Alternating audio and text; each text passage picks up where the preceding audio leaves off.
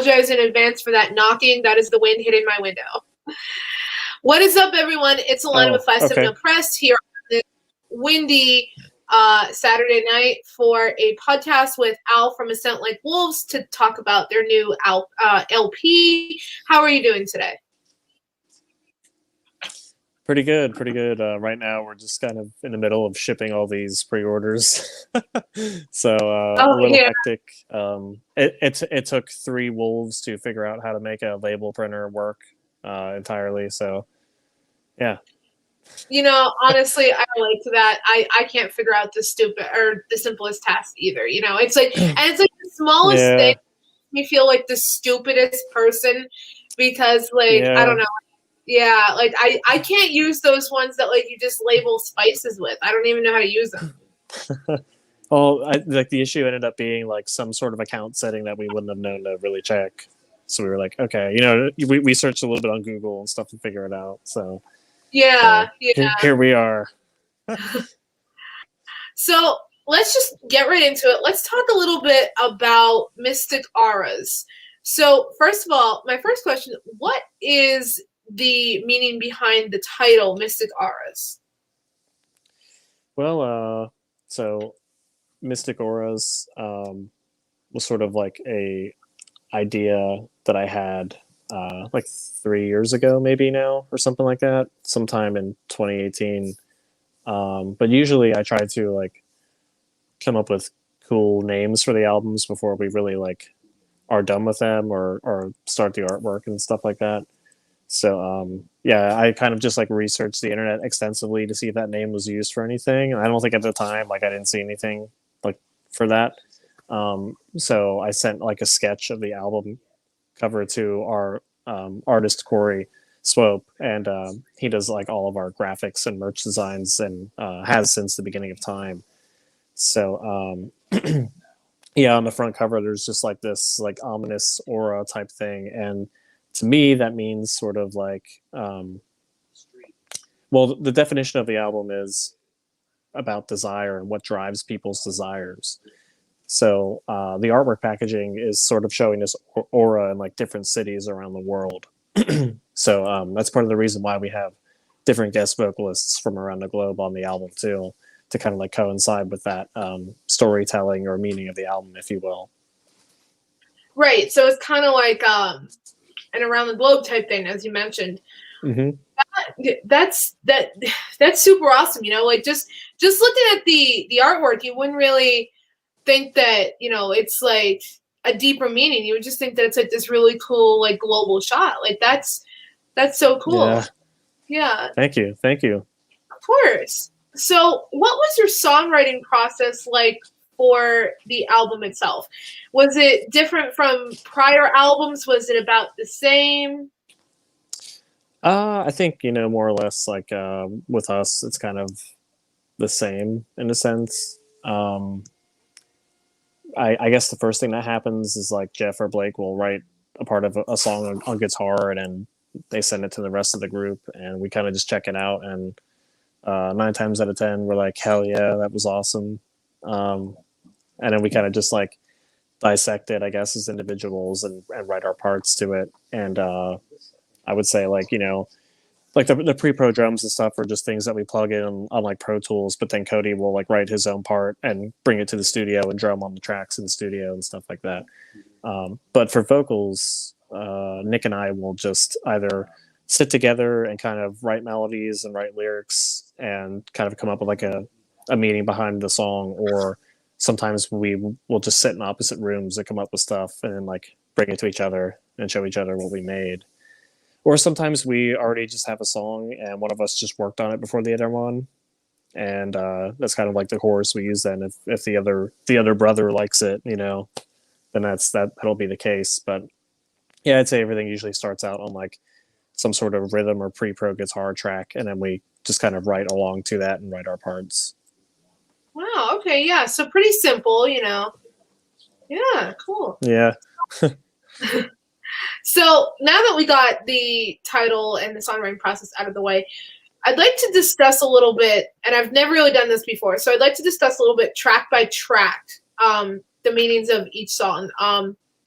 And from listening to the album, it seems like they all have different meanings, but the same overall message. And I really liked that a lot. So could you tell me a little bit about each track? Yeah, it's funny that you mention that because we're actually putting out like a full length video and like a series of individual videos within the next 2 weeks about each song. We filmed it in a professional studio and stuff. So yeah, Wow, that's if there's cool. people Yeah. listening and people are interested in that, they're like decently long, like a few minutes each, like explanation wise. So we'll put that out soon. But yeah, I can definitely talk about some of the tracks. Yeah, and it doesn't have to be super long if you're already putting out that video. So For it could sure. just be like a little brief rundown of each. Okay. Yeah. Mm. Oh God. Okay. So yeah, the first track on the LP is called Pink Dawn, and originally it was sort of like an idea that we were going to use for the song Eastern Lights as the beginning of the song. It doesn't quite sound like it does now. Before it was just kind of like a clean guitar intro, and I don't know, I think it was my idea to like use that for the song, and I got outvoted. So later we came back and we just made it more dynamic and made it an intro. So yeah, Eastern Lights track 2 is sort of about like a man that has made many mistakes in his lifetime and tries to I guess like redeem himself, if you will, by moving forward and the choices that he makes in the future to kind of I guess cancel out that kind of karma or like bad karma or whatever has happened. But that song is sort of loosely inspired by the TV show Lucifer, and I think that's kind of like some familiar concept to the album as well. Like, what do you desire? But I think originally we kind of just said like, what drives your desire? Like, is it money, fame, love? So that kind of became like the surrounding theme of the album, and the reason why it is like that is because our topics are more personal and everybody in the world can relate to them. So that's sort of the reasoning behind the album and that song. Track 3 is Telephone. That's a really cool song. Probably like our favorite, I think. It's a really like has like a really hard pop edge to it, but at the same time we still kind of keep our roots in there. So that I feel like that was kind of like a newer type of thing to do for us, where it actually has been played on the radio. So I guess if you want to say it's more like a radio sounding song, it is. And that one's just kind of about a like like a breakup, I guess. It's just a shitty like breakup from a relationship, and yeah, like a lot of emotion on that song. That I feel like our vocals really come from the heart, if you will, on that track. So I feel like every time I listen to it, I just kind of think back to how I felt at that time, and I don't feel sad about it anymore. I feel really good because the music itself just is powerful. So yeah, it's kind of weird talking about these things because I guess like people don't really ask us that type of thing. I feel like users like to interpret songs on their own and stuff. Yeah. But I feel like there's a lot of people out there who are curious as to what the song meanings are. So it is fun for us to explain this stuff. Like our last EP, Spirit Vessel, was really political, I'd say, which are topics we never really tackled before either. So track 4, Bloom, is about long distance relationships and I guess how that complicates love. Track 5, Poison, another type of breakup song and miscommunication song. Track 6 is Midnight Eyes, which is actually a song that we went back into the studio for during COVID. The album was previously all recorded in 2019, and that day was kind of just like an extra production day and a day for us to film an interlude to make the album longer, but also to make our guitars, Blake, kind of shine through on the album because he's sort of a newer member. He joined sometime after Spirit Vessel was released. So that's a really cool instrumental song. Track 7, Deja Vu, feat. Matt from Novelists. That's a really cool song. Definitely probably like the heaviest breakdown on the album, I'd say. and that song is about how we have noticed some of these bands haven't been working for what they have, more or less. They've just been paying their way onto like tours and like labels. Like we've seen a lot of people like buy onto record labels and stuff, which is that's sort of the opposite of what should happen. record Yeah. labels are meant to be these banks that kind of fund these projects. I think we get out our frustrations on that song. So it was definitely cool to have Matt on that one as a feature, because I feel like he nailed his lyrics and his part completely. Track 8 is called Death Effect, and this is a song that Nick pretty much screams on entirely, and also wrote the subject matter on, which I believe is loosely based on the Joker movie with Joaquin Phoenix.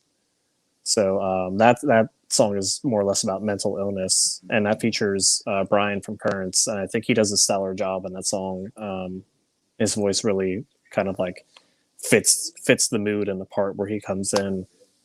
That song, I feel like, is definitely the next heaviest song on the album. Could potentially be described as the heaviest for some users. And that one we kind of just like go back to our roots a little bit more, just with like a new twist. So it was really cool to like explore that Frigid Future type element in our sound, like our founding structure for Death Effect, which isn't really something that I feel like we get to do anymore, because we're just kind of trying to create new sounds every time we come out with a release. So yeah, that one was that's definitely like a fun song. Track 9 is Dissolve, featuring Buka from Make Them Suffer, and this one was how before I said the other one was a Nick song. This is my song, so I just do all the vocals on it, along with Buka Nile from Make Them Suffer. But the track is more along the lines of a duet track, and that's something we haven't done yet. So we kind of just jumped off the bridge for that one and just took a leap of faith and see how it turned out. I think it's really cool. Just to kind of hear us do something different instead of trying to adhere to some other formula or what like record labels or like other bands are doing. I feel like A Scent Like Wolves is kind of just a band that's always wanted to do whatever we want to. Like we don't really care about trying to like fit in or trying to make this Bring Me the Horizon stadium rock sound everybody is going for. But yeah, that song is about just kind of watching everything that you built up in your life disappear in an instant like that. So the future's scary. And the final song on the album is Aquamarine. And Aquamarine is kind of like our protest song, like a fuck you song almost. We kind of talk about how greed has taken over our society in a really negative way, and people just go to work every day and make money, and that's kind of all they're focused on. And I feel like sometimes you lose sight on some of the important things in your life, like creative outlets you have, relationships, friends, things of that matter. So that one kind of just ends in like a typical A Scent Like Wolves album sense, with like stringed instruments and chimes and stuff like that towards the end of the album. So that we try to keep like consistent on every one of our releases, some big orchestrated ending. But yeah, that's more or less what all the songs are about. Yeah. Wow. Sorry, that was a long explanation. Oh, no. I was just taking it all in. That was super cool. And honestly, did not expect, some of those stories, because as you said, everybody can interpret the songs as they want. But when you hear what they're actually about, you're like, wow, I never would have guessed that. Yeah. Yeah. So I like it when bands kind of describe what their songs are about, it's always interesting. Me too. Like I like on Spotify, some bands have like a track by track of each song, and like it's like a separate like album release thing, and like it's like commentary. I think that's okay. Yeah, I have seen that before. I think like I don't know who did that, like 30 Seconds to Mars or something. Maybe I saw, but yeah, that's pretty cool. Yeah, like the first one that comes to mind for me is Motionless in White, because they did that with Graveyard Shift. Yeah, that's cool. Yeah, totally. I didn't know that. Yeah, I mean, honestly, I didn't really know about it until one night I was listening to Graveyard Shift, and then I just heard talking, and I was like, "What the hell is this?" And Yeah. it was like the commentary version. I was like, "Oh, that explains a lot." Yeah. Yeah, I guess that's like something that I don't really see often on Spotify, so I just forgot about that existing, I Yeah. guess. Yeah, I feel like it's like that rabbit hole of Spotify that once you're down there, you're really not getting out of it for a while. But Yeah, yeah. yeah, but you're not gonna find it unless you're looking for it. So yeah, I can see that. yeah. So one question I do have, where does the name A Scent Like Wolves come from? Mm. I had to school a user on Reddit about this yesterday because I somehow stumbled upon some thread that people were discussing our album because it just came out yesterday. But the guy was like, "Oh, it's such a bad band name. I don't know if I'm going to check out the music." And I wasn't like mad about it because I've like read stuff or heard stuff like that before, which I was like, okay, well, everybody's entitled to their own opinion. Right. Um, here's why we have this band name. So the band was first created in 2010. So I was like, this is a very I feel like Wolves wasn't like a popular word for a metalcore band at that time, but now we're more or less it's like a cliche. I was like, yeah, I understand that, but for us, we've been doing this for like almost 11 years. So at that point in time, it wasn't really like a metalcore cliche to be called that or have that word in your band name. But the name comes from a movie. It's called Ninja Assassin, and one of my uh, older bandmates that was in the band at the time was just kind of texting me, and we just sort of formed the band, but didn't have a name for it yet. And I was watching this movie, and he's like, "Oh," he was really bugging me about it. He's like, "Oh yeah, man, we really need to come up with a name for this band." And I think I was very stoned watching this movie, and I just kind of look up, and I heard a couple of the lines from the movie, and the two main characters are talking to each other, and she says, "They're following our scent like dogs," and the other character said, "No, like wolves." So I was like, "Oh, what about a scent like wolves, dude?" And he was like, "Oh yeah, it sounds cool." And I was like, "All right, problem solved." You know, so Oh yeah. that's pretty much what happened.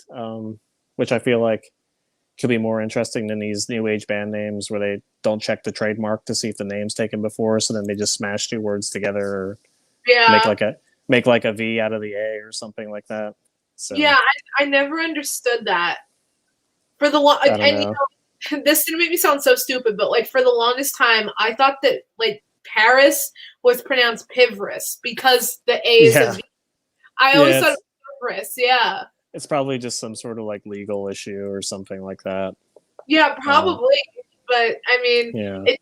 I mean, to me, I was just like, oh, like when I heard somebody pronounce it Paris, what the hell is Paris? yeah, yeah. I know.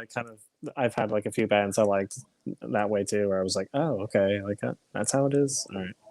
Yeah, yeah, exactly. So you just released the new LP yesterday. So what has the reception been like so far? Hmm. Honestly, we've been kind of very blown away about the reception. It's been very good. I haven't really heard anything negative about it, except maybe that the album's too short, which is, it's whatever because like we did what we could.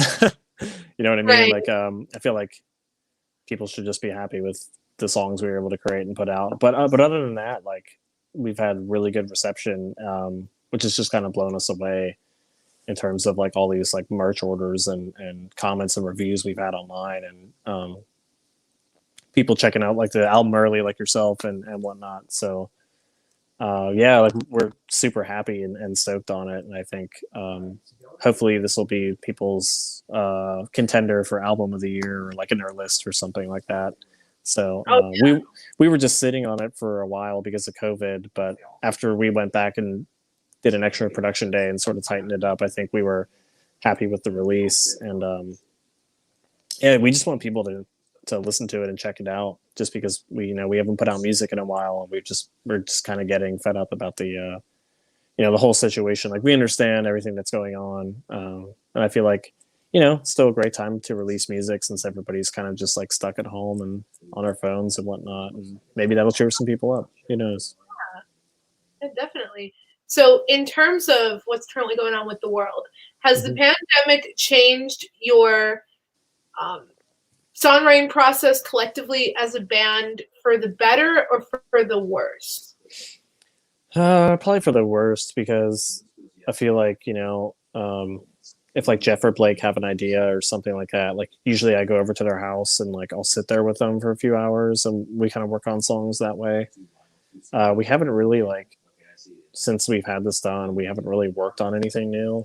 Um, we have a couple ideas and like some studio time coming up and stuff like that, but nothing that's like super concrete for us to work on. But I mean, usually we just kind of pass files to the internet anyway. But I'll offer to go over to somebody's house and like kind of sit with them and like figure out how like the song structure is going to be and like what parts sound cool and what to kind of like throw in the trash and stuff. So Right.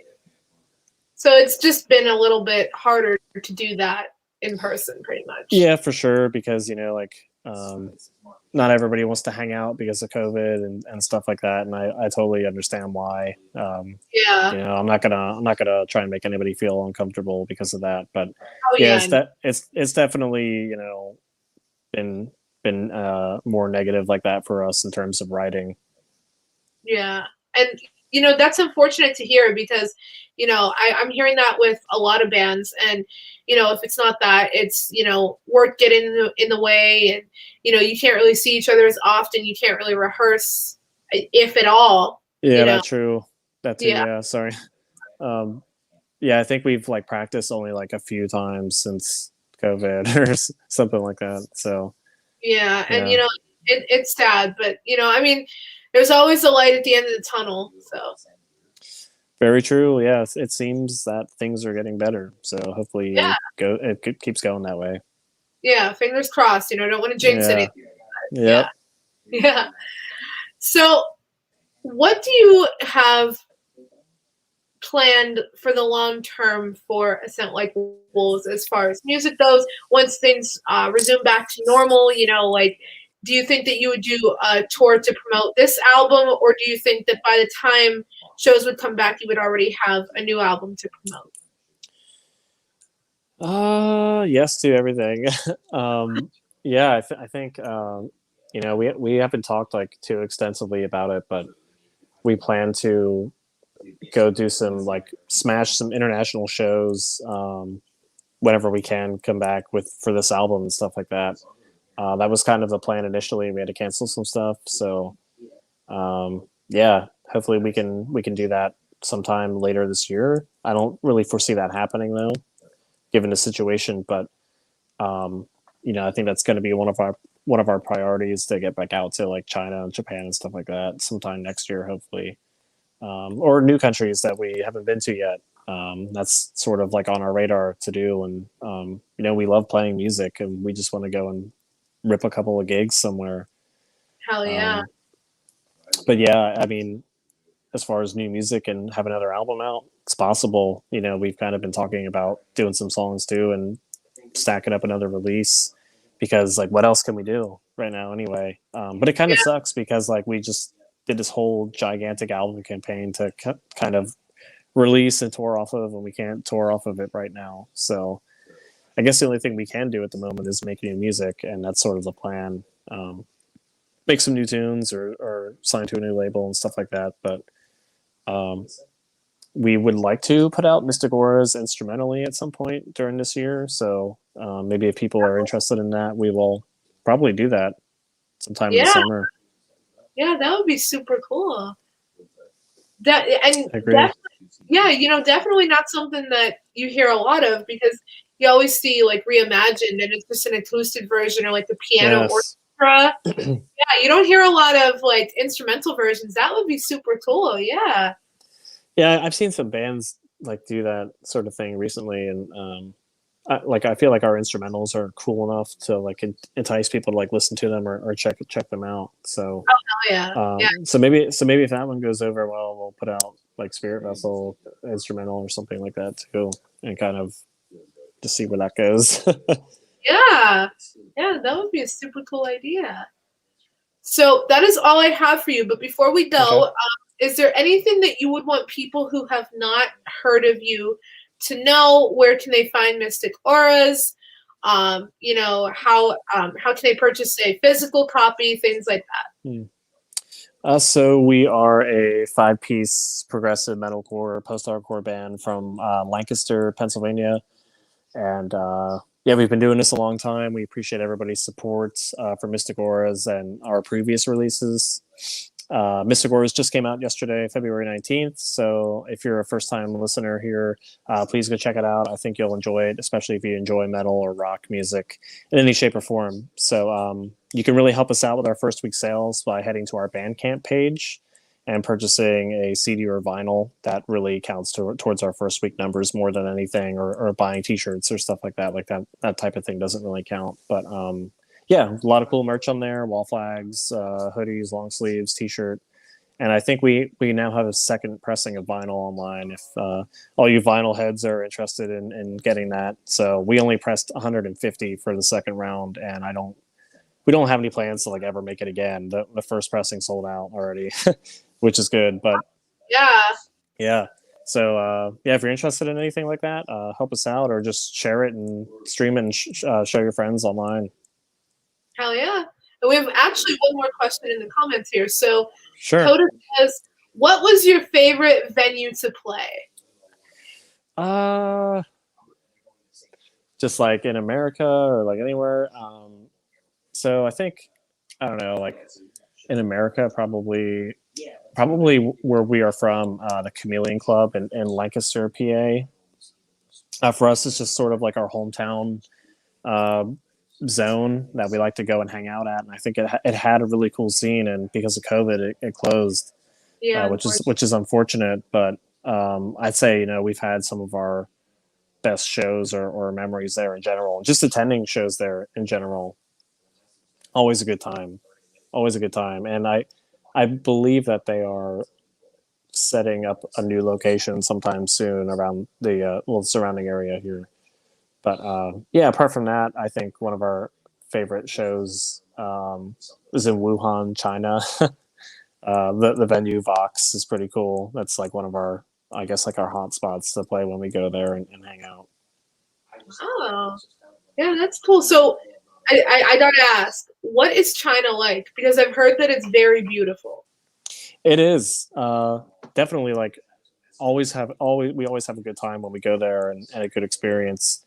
And yeah, there's a lot of parts that are really nice and beautiful. And I think Americans kind of just have, or people just from around the world just kind of have like misconceptions of how things are there and stuff like that. So it's definitely an experience to go there. I'll say that, especially if you're not like a seasoned traveler, if you will. And things are just kind of like a little more different there, I believe. To get like Ubers or taxis or something, you have to pay with like a QR code on your phone, and just there's like different like types of things here and there like that. But definitely, if you go there, check out the Great Wall and get some authentic Chinese food.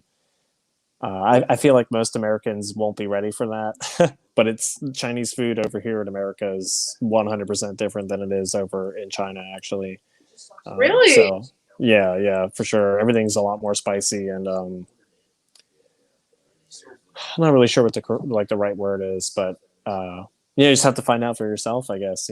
When things return to normal. So Yeah. Well, okay. I mean, now you have me sold. As soon as you said that the Chinese was different, you have me sold. yeah. I mean, the Great Wall and everything's cool, but I love the American version of Chinese food, and I feel like I would actually like the authentic Chinese food too. Yeah, I mean, we've had some weird stuff over there. I think like the first night we ate there, actually, there's like a round table, and you have chopsticks, and the way that you pass food to one another is you spin this part of the table to the other person and you just pick it off with your chopstick, whatever's there. And I remember the first thing that we were introduced to was chicken feet, and we were just like type of thing, are we really eating this? And they're Yeah.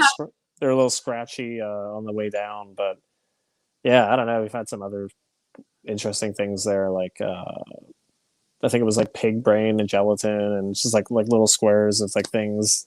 I wouldn't say that's like a typical like Chinese food type order over there, but yeah, I think that was more of like a celebration for our tour manager's birthday, where we kind of had like these interesting types of cuisine. Yeah. So Pig brain. Yeah. Yeah.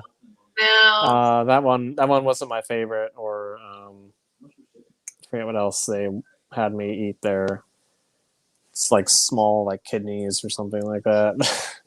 Ugh. No, I can't even imagine. I'm a big texture person, and I could never. I can just imagine what it would be like, and no. Yeah, that stuff wasn't. But like the regular like pork fried like rice and stuff is super good, and I think bacon over there for them is just like strips of ham, but it's so good. Like every time we were at a venue and we got catering like delivered there, it was really, really good. Yeah, sounds really good. It is, yeah. Yeah. All right. Well, thank you so much for hanging out and chatting with me. Everybody watching, listening, make sure you checked out Mystic Auras by Ascent Like Wolves, out now. And we'll catch you next time. Bye, guys.